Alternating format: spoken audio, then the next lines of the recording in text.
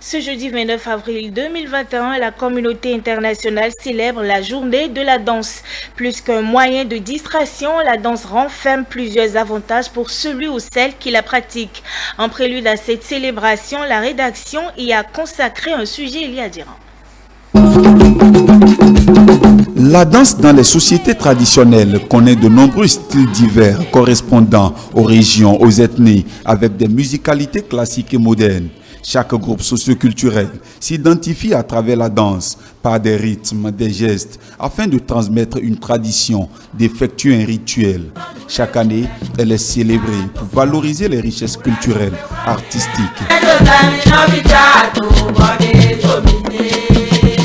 On retrouve la danse dans tous les événements festifs ou malheureux, ou des animations culturelles diverses pour l'accueil des personnalités, etc.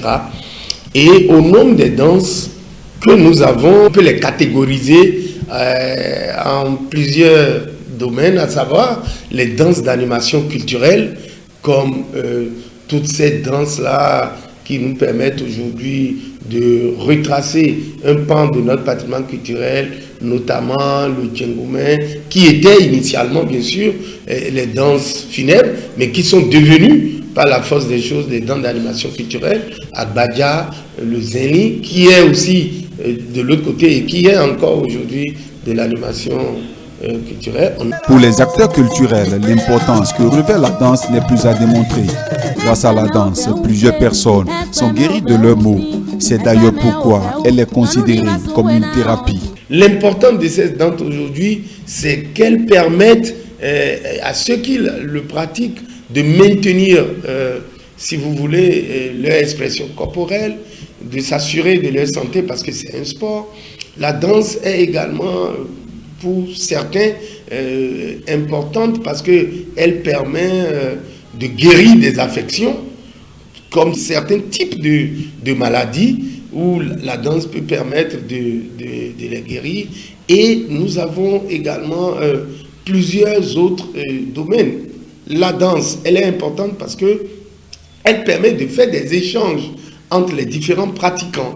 Un peu comme par exemple lorsque vous voyez des groupes dans les festivals régionaux ou internationaux, chacun vient avec son patrimoine et ils échangent, ils partagent, ils se donnent la main. La danse concourt à la culture de la paix. La danse, ça fait partie du sport. Et avant d'être député ou même n'importe comment, il faut danser. Organisée au Bénin depuis 2005, elle est un instrument qui facilite le bien-être de l'homme. C'est pourquoi, au cours de cette 17e édition, les organisateurs souhaitent que l'ensemble des Béninois puissent danser.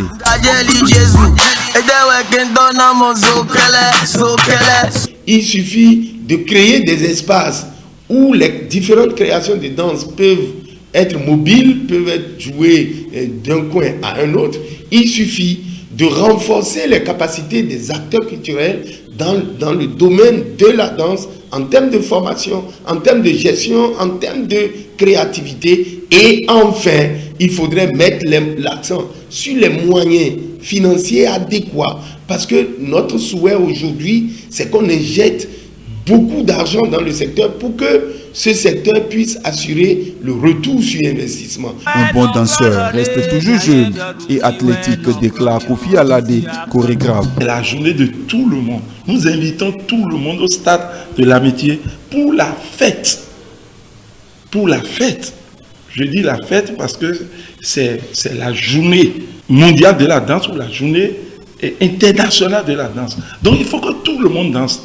Pour la célébration de l'édition 2021, des troupes de danse de diverses catégories sont attendues pour marquer d'une touche spéciale la journée internationale de la danse.